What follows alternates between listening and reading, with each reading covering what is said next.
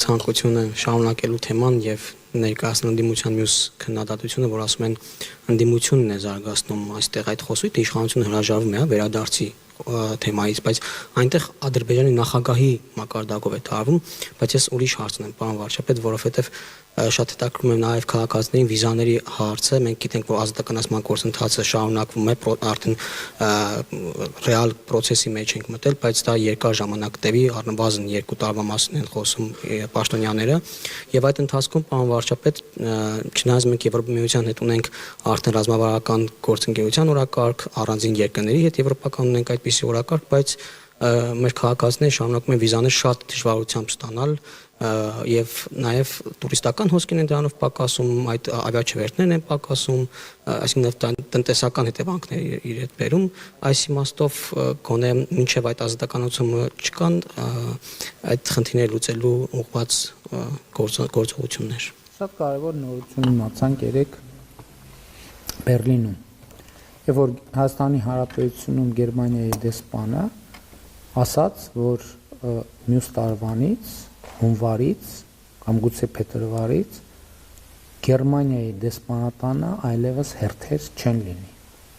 Ընդ որում մենք արդեն բավականին երկար ժամանակ աշխատում ենք Եվրամիության մեր գործընկերների հետ, ասելով, որ մարդիկ մեզ չեն հասկանում,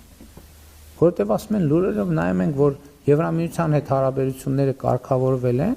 իսկ միայն վիզա ստանալու դիմում հանձնելու համար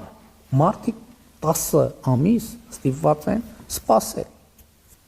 Եվ հիմա առաջին արձագանքը Հայաստանի Հանրապետությունում Գերմանիայի դեսպանատանն էր, ով ամենաբարձր մակարդակով պաշտոնապես հայտարարվեց, որ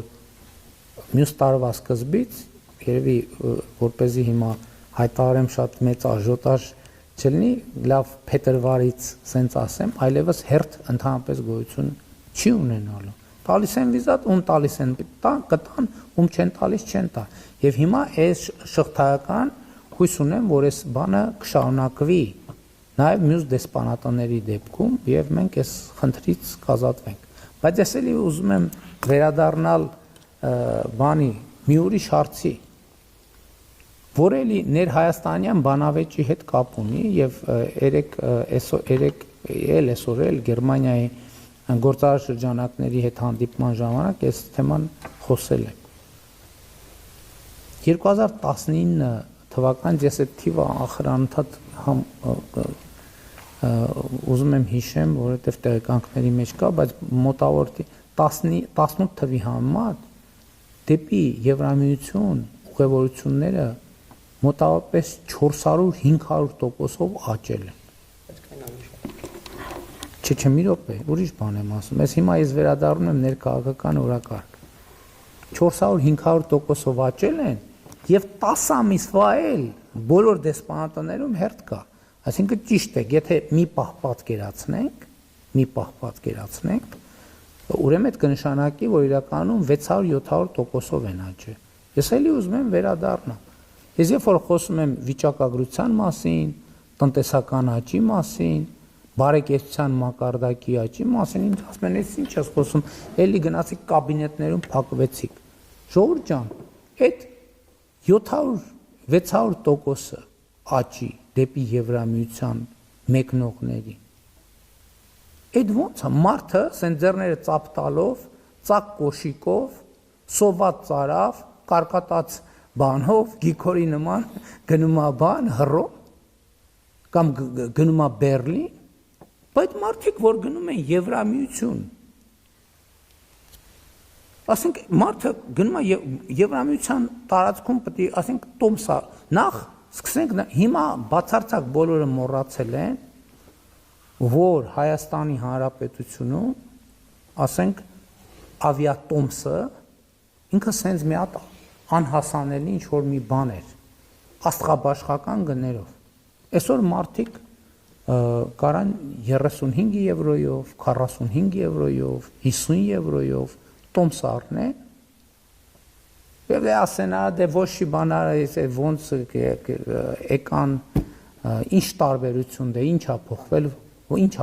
է, ոչ մեկ չի հիշում, որ մամուլ ես խմբագիր եմ եղել տասնյակ տարիներով ավիատոմսերի մոնոպոլիայի դրա հետևում գործող կոռուպցիոն սխեմաների մասին տասնյակ տարիներով քննարկումներ են եղել։ Բա երկրորդն էլ այդ մարդիկ գնում են Եվրամիություն։ Ինչով են գնում։ Հյուրանոց պետք է ապրեն, պետք է սնվեն։ Այսօր Հայաստանում բանը մարդիկ խմբերով, ես Facebook-ում եմ տեսնում։ Ու գրում են դե բաներ, շաբաթ կիրակի գնացինք բան, ասենք Վիեննա, կոֆե խմեցինք, բան եկանք, հետ եկանք։ Ոչ մի բան չի փոխվել, բացարձակապես ոչ մի բան չի փոխվել։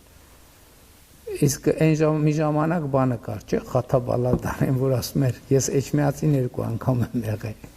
Հիմա Էջմիածինը փոխարինվել է Հռոմով,